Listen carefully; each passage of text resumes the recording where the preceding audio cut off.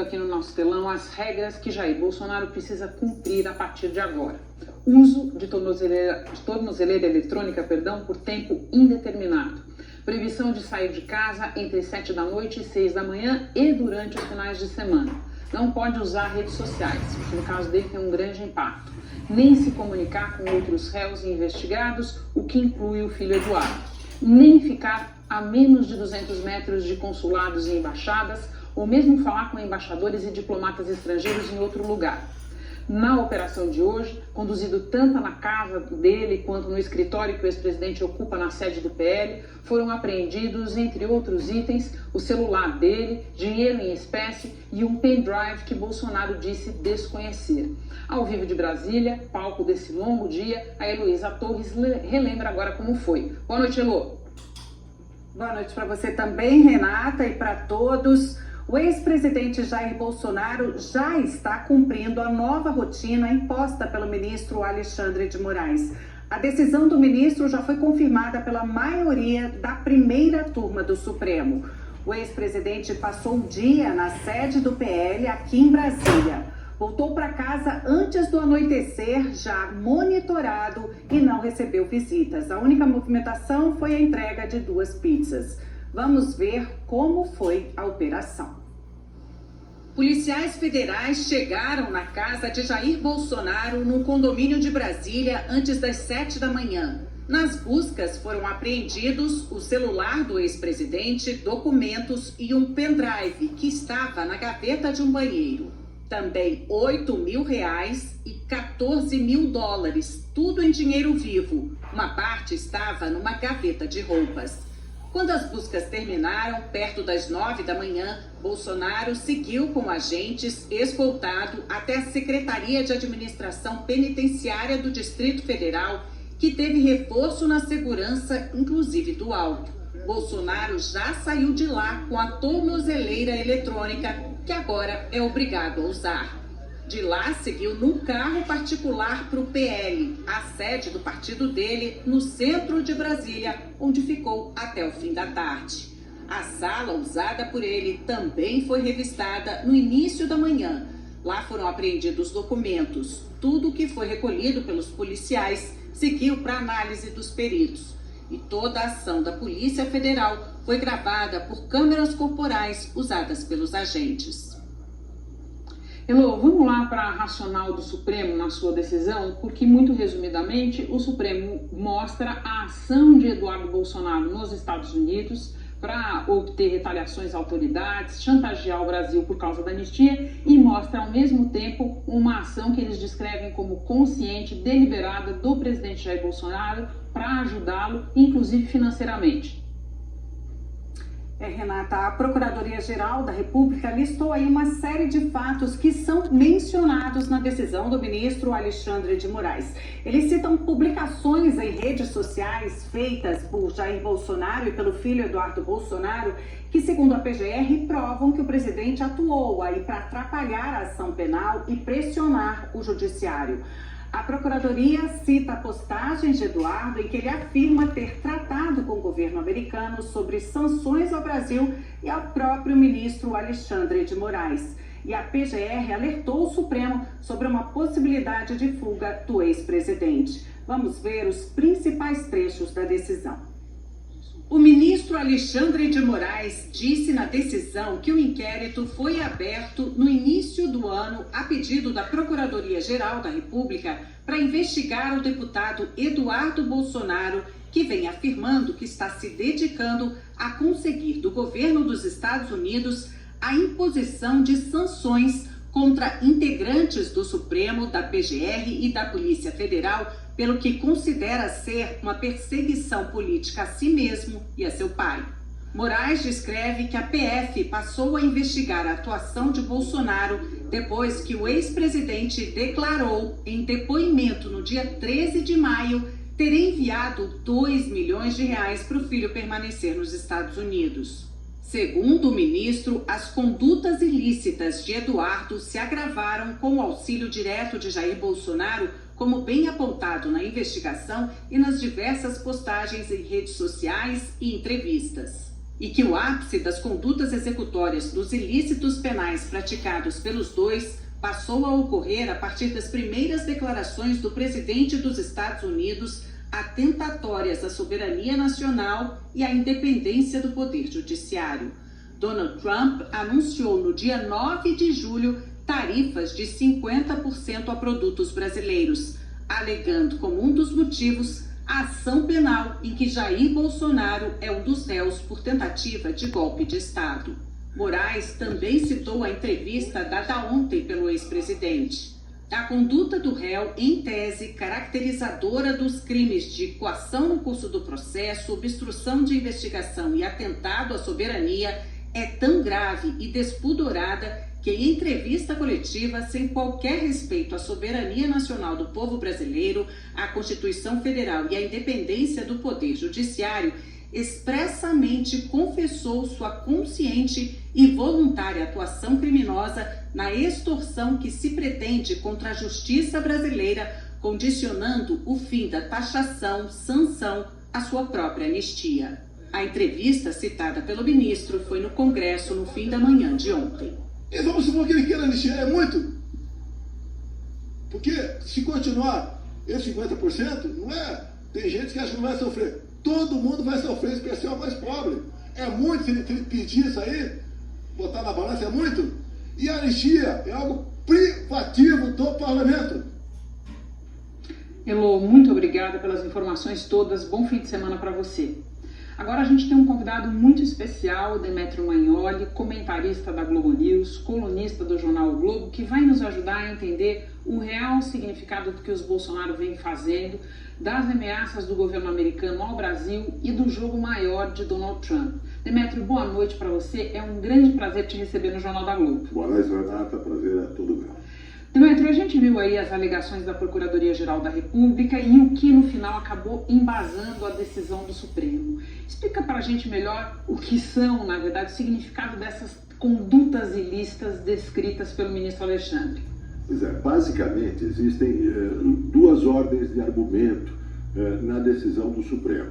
Uma ordem de argumento que é secundária e é aquela mais vulnerável à crítica da defesa de Bolsonaro, é o argumento da possibilidade de fuga, do risco de fuga de Bolsonaro. Não é porque não exista o risco de fuga que isso é vulnerável, é porque o risco de fuga existe desde o início do processo, né? E o risco de fuga não mudou nos últimos tempos. Não há um fato novo, não há uma movimentação do réu no sentido de organizar a sua fuga. E o Código de Processo Penal exige atos do réu nesse sentido. Mas esse é o argumento secundário. O argumento principal, central, é um outro. O argumento central é que há um crime novo. Qual é o crime novo? O crime novo é um crime gravíssimo de conspiração internacional para conseguir que uma potência estrangeira, no caso dos Estados Unidos, chantageie o Brasil a fim de destruir a independência entre os poderes. Chantageie o Brasil a fim de anular o processo que corre no Supremo contra Jair Bolsonaro e os outros réus por tentativa de golpe de Estado. Esse crime não é apenas uma tentativa, esse crime teve resultado, né? Esse crime já resultou nas tarifas anunciadas por Donald Trump.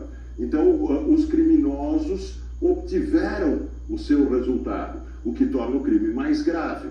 Quem são os criminosos? O agente direto é Eduardo Bolsonaro, que explicitamente, não é uma interpretação... Todo dia ele avisa de novo o que ele está fazendo. Declarou várias e várias vezes de que estava nos Estados Unidos com essa finalidade, de conseguir uma ação do governo americano pressionando o Brasil, pressionando a justiça brasileira. E o que Jair Bolsonaro tem a ver com isso? Jair Bolsonaro é pai e mentor de Eduardo Bolsonaro. Jair Bolsonaro é do mesmo partido que Eduardo Bolsonaro, mas, sobretudo, e isso é o mais importante para a justiça, Jair Bolsonaro financiou, isso também não é uma interpretação, é uma declaração de Jair Bolsonaro, com 2 milhões de reais, a ação de Eduardo Bolsonaro nos Estados Unidos, o que configura uma associação criminosa.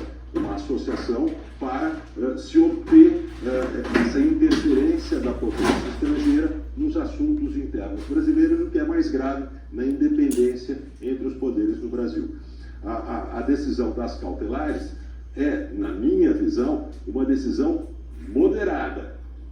Haveria a possibilidade de se pedir a prisão preventiva, e não só de Jair Bolsonaro, como de Eduardo Bolsonaro, dada a gravidade desses acontecimentos.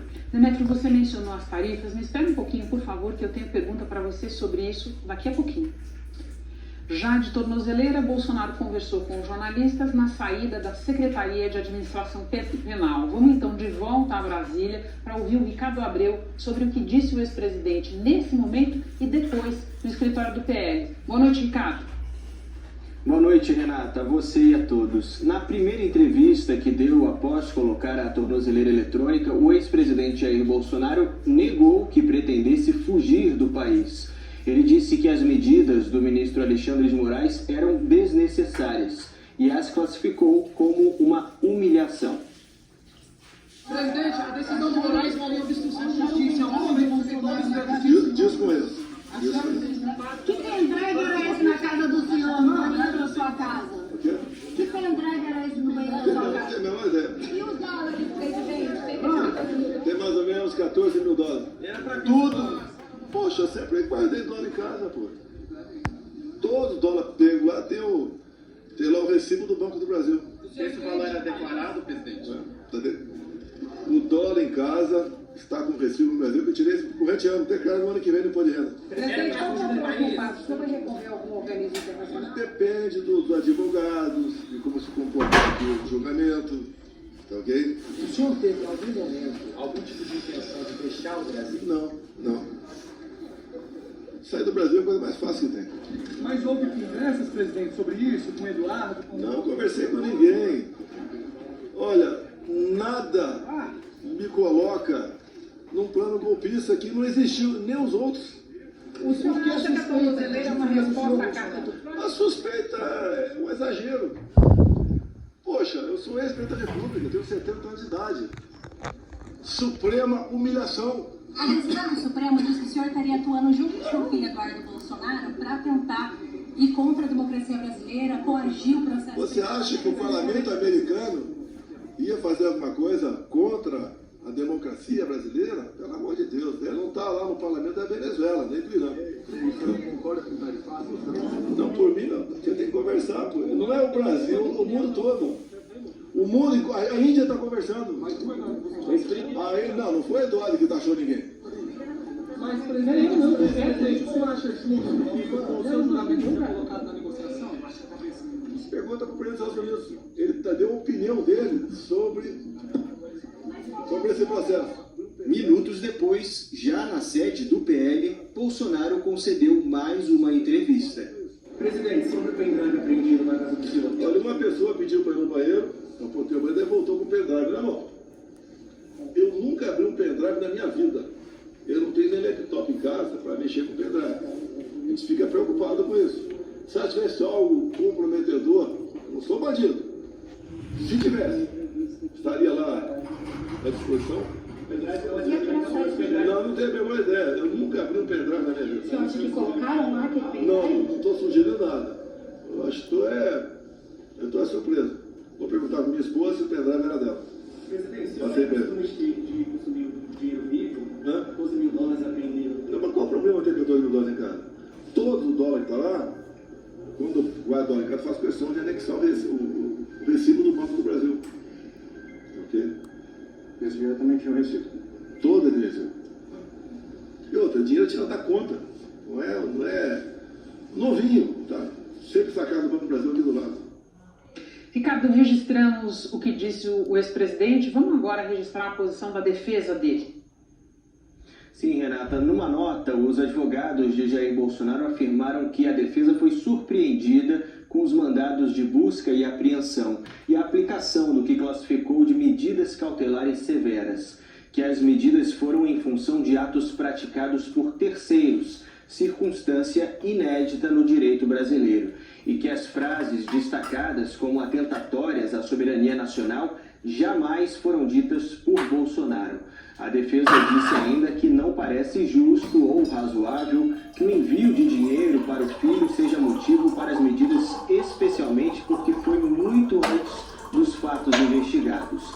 Que o Supremo não fundamentou o uso de tornozeleira com indícios que apontassem para um risco de fuga e que o ex-presidente sempre compareceu a todos os atos das investigações da ação sobre a trama golpista. Os filhos do ex-presidente também reagiram. Vamos ver. O deputado federal licenciado Eduardo Bolsonaro disse que recebeu com tristeza, mas sem surpresa, o que chamou de invasão da Polícia Federal à casa do pai nesta manhã. Afirmou que a decisão de Alexandre de Moraes, desta vez, se apoia num delírio ainda mais grave. Acusações construídas com base em ações legítimas do governo dos Estados Unidos, iniciadas logo após o anúncio das tarifas impostas por Donald Trump ao Brasil. O vereador Carlos Bolsonaro se disse revoltado com toda a perseguição que o pai vem sofrendo de forma criminosa e afirmou que milhões de brasileiros veem a injustiça que estaria sendo cometida. O senador Flávio Bolsonaro classificou as medidas como proposital humilhação e disse que a proibição de comunicação entre pai e filho é o maior símbolo do ódio que tomou conta de Alexandre de Moraes. Disse ainda que as medidas são totalmente desnecessárias e covardes. Antes dessa publicação, Renata, o senador chegou a postar uma sugestão que Donald Trump suspendesse a tarifa de 50% sobre produtos brasileiros e aplicasse sanções individuais contra autoridades brasileiras. Mas ele acabou apagando a postagem depois. Quem também se manifestou foi o governador de São Paulo, Tarcísio de Freitas. Ele fez uma defesa enfática de Bolsonaro. Disse que não conhece ninguém que tenha se sacrificado mais por uma causa do que ele. E afirmou que não haverá paz social sem paz política. Em nota, o PL, partido de Bolsonaro, disse que recebeu com estranheza a ação da Polícia Federal e que considera a medida do Supremo desproporcional. Renata. Ricardo, vamos então agora ao bom e velho o que acontece daqui para frente. Vamos lá, Renata. Agora a Polícia Federal vai analisar todo o material apreendido nessa ação de hoje, o que inclui o celular do ex-presidente, documentos, um pendrive que estava na gaveta de um banheiro, e aí depois da análise a PF vai preparar um relatório final do inquérito com as conclusões das investigações, decidido se indicia ou não Eduardo e Jair Bolsonaro pelos crimes. Aqui é importante lembrar que Jair Bolsonaro também responde à ação penal sobre o chamado núcleo crucial da trama golpista, que corre em paralelo e está na sua fase final. A PGR apresentou suas alegações finais essa semana, pediu a condenação de Bolsonaro e outros 7 réus. Nesse caso, Bolsonaro é apontado como o líder de um grupo composto por figuras-chave do governo, das Forças Armadas e de órgãos de inteligência, que desenvolveu e implementou um plano de ataque às instituições democráticas com a finalidade de prejudicar as eleições de 2022 e minar o livre exercício dos poderes constitucionais. A pena do ex-presidente pode chegar a 43 anos, Renata. Ricardo, muito obrigada pelas informações todas. Não vou nem falar que a semana foi dura, porque sabe lá o que nos espera na próxima. Bom descanso para você. De olho nos possíveis efeitos dessa operação da PF sobre o contencioso entre Brasil e Estados Unidos, o mercado reagiu mal nesta sexta-feira. A Bolsa Brasileira fechou com forte queda de 1,61% e perdeu aquele patamar de 134 mil pontos que ela havia atingido. Na semana, o Ibovespa caiu 2% e o dólar comercial avançou e encerrou cotado a R$ 5,58. A gente passa agora para os Estados Unidos, onde nesta noite o secretário de Estado, Marco Rubio, mandou revogar o visto do ministro Alexandre de Moraes e de mais gente, a gente vai ver, em resposta às medidas cautelares impostas a Jair Bolsonaro. De Nova York, quem tem as informações ao vivo para nós é o Jorge Pontual. Boa noite, Pontual. Boa noite, Renata. Boa noite a todos. Marco Rubio fez o anúncio nas redes sociais. disse que a caça às bruxas contra Jair Bolsonaro criou um complexo de perseguição e censura tão amplo que não apenas viola direitos básicos dos brasileiros, mas também se estende além das fronteiras do Brasil, atingindo os americanos. E que por isso ordenou, com efeito imediato, a revogação do visto de Alexandre de Moraes e seus aliados no tribunal, bem como de seus familiares próximos. Na publicação, Marco Rubio não especifica quem seriam esses aliados do ministro. O deputado federal licenciado Eduardo Bolsonaro, que está aqui nos Estados Unidos, agradeceu em sua rede social ao presidente Trump e ao secretário de Estado Marco Rubio. Renata. Pontual, vou pedir para você me esperar só um pouquinho, a gente tem mais conversa daqui a pouco. Quem eu chamo agora de volta é o Demétrio. Ele vem mais uma vez aqui, dessa vez, como eu prometi, Demétrio, para a gente falar de tarifas. Que quando a gente vê essa reação do Departamento de Estado, começa a revogação dos vistos, vai se criando uma dinâmica, Demétrio, em que fica cada vez mais difícil tratar o que está acontecendo como um tarifaço ou como se o Brasil fosse só mais um exemplo da guerra comercial em curso. Exatamente, Renata. Tarifa é a palavra errada para o que está acontecendo, porque tarifa remete a um problema comercial. Quando existem tarifas comerciais, mesmo os tarifaços de Donald Trump, se faz negociações de comércio. Não envolve política diretamente. O que nós temos não é tarifa, é sanção política, na forma de uma tarifa. E agora também na forma de revogação de vistos, de juízes e por aí afora. Isso é uma sanção política. E não se trata de preciosismo, se trata de iluminar o cenário. Nós não temos diante de nós a perspectiva de uma negociação comercial que resolva o problema, porque o que se exige a partir do governo americano é algo que o Brasil não pode dar. O que se exige é uma interferência do executivo no poder judiciário e a anulação do processo contra Bolsonaro e os demais réus. É um pedido impossível, seria uma rendição do Brasil, da sua soberania, da sua democracia. E, portanto, é muito difícil ver outro caminho que não o Brasil se preparar para essa sanção e para as retaliações inteligentes, assimétricas que o Brasil precisa ter diante desse ataque. Renato, fica aqui mais um pouquinho, a gente vai chamar o Pontual sobre um assunto que tem a ver com a próxima pergunta que eu quero fazer para você. Pontual, de volta, por favor, para falar, Pontual, da manifestação mais enfática de Donald Trump propriamente no dia de hoje, que não foi sobre o caso brasileiro, mas sobre o BRICS como um todo. Quer contar para a gente, por favor?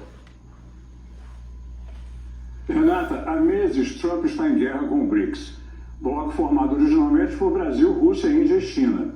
Em novembro, já como presidente eleito, mas antes de tomar posse, Trump ameaçou os países do bloco com tarifa de 100%.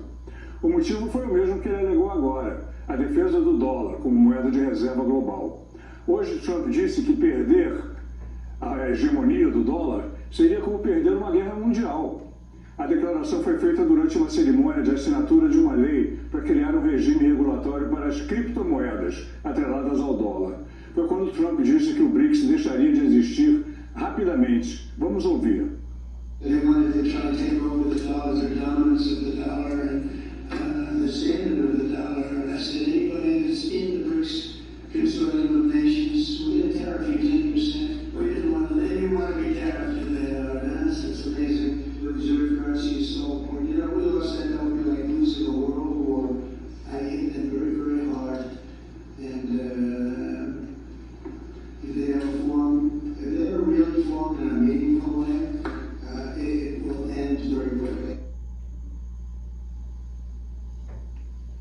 A ameaça do presidente americano em tarifar os países do BRICS veio primeiro em um post em sua rede social, quando os países membros estavam reunidos no Rio de Janeiro para o encontro da cúpula do bloco, no início de julho. Trump disse que qualquer país que se alinhasse com as políticas anti-americanas do BRICS seria taxado com uma tarifa adicional de 10%, e que o bloco estava tentando destruir o domínio do dólar, mas que pagaria um alto preço se tentassem. A alternativa ao dólar nas transações comerciais do grupo é uma das prioridades do Brasil dentro do bloco. A Índia, entre os países do BRICS, é o que se opõe frontalmente à ideia de criar uma moeda e desafiar o dólar. O governo do primeiro-ministro Narendra Modi tem deixado isso bem claro. E também não gostaria de ver a moeda chinesa ganhar força. Chamou a atenção o fato de que a reunião da cúpula do BRICS no Rio foi esvaziada pela ausência do líder chinês. Pode ser um sinal de fraqueza do grupo, Renata. Pontual, muito obrigada, bom descanso para você. Vou voltar com o Demetrio agora, gente, exatamente para falar do BRICS. Demetrio, como a reunião do Rio veio imediatamente antes do anúncio do tarifaço, esses assuntos acabaram um pouco misturados. Eles são diferentes, mas é importante a gente fazer uma interpretação de texto, o que o Trump quer dizer com isso, porque também tem tudo a ver com as pretensões do Brasil em relação ao BRICS, que não parecem muito lastreadas na realidade. Pois é, os dois eventos, a sanção tarifária de Trump e o descontentamento de Trump com os BRICS estão ligados indiretamente. E a principal ligação indireta é uma posição que o Brasil tem nos BRICS. Veja, os BRICS nasceram como um bloco menor, mas quando eles cresceram, quando se admitiram vários novos integrantes, os BRICS se tornaram uma articulação liderada pela China. Esse é o ponto de Trump. Não é a questão de uma moeda alternativa ao dólar, porque uma moeda alternativa ao dólar, embora o Brasil fale muito disso, é um sonho de uma noite de verão, pelo menos durante um longo tempo. Os BRICS não têm os meios para criar essa moeda alternativa ao dólar, mesmo que houvesse consenso entre eles. O ponto de Trump, a moeda é o álibi de Trump. O ponto de Trump é atacar a unidade dos BRICS, que é uma unidade liderada pela China, e na qual o Brasil se coloca como um integrante de um bloco que é basicamente anti-ocidental e anti-americano. Existe um elemento dissonante dos BRICS, que é a Índia. A Índia é uma rival geopolítica da China, fez guerras com a China, é uma potência nuclear asiática, e a China é outra potência nuclear asiática, e a Índia é um aliado estratégico dos Estados Unidos. Os Estados Unidos, Donald Trump, vê a Índia como um elemento de desestabilização dos BRICS. E, portanto, ao fazer pressão contra os BRICS, ao dar declarações desse tipo contra os BRICS, ele procura empurrar a Índia no sentido de desestabilizar o bloco. Então, é esse o jogo que Donald Trump faz, que envolve a Índia e no qual o Brasil serve como um elemento de ricochete para atingir a unidade dos BRICS. Demetrio, muito obrigada pela conversa, nos ajudou demais nessa edição. Volte outras vezes. Bom fim de semana para você. Boa noite, Fernanda. Ainda hoje tem o lançamento do novo álbum do rapper Veig, revelação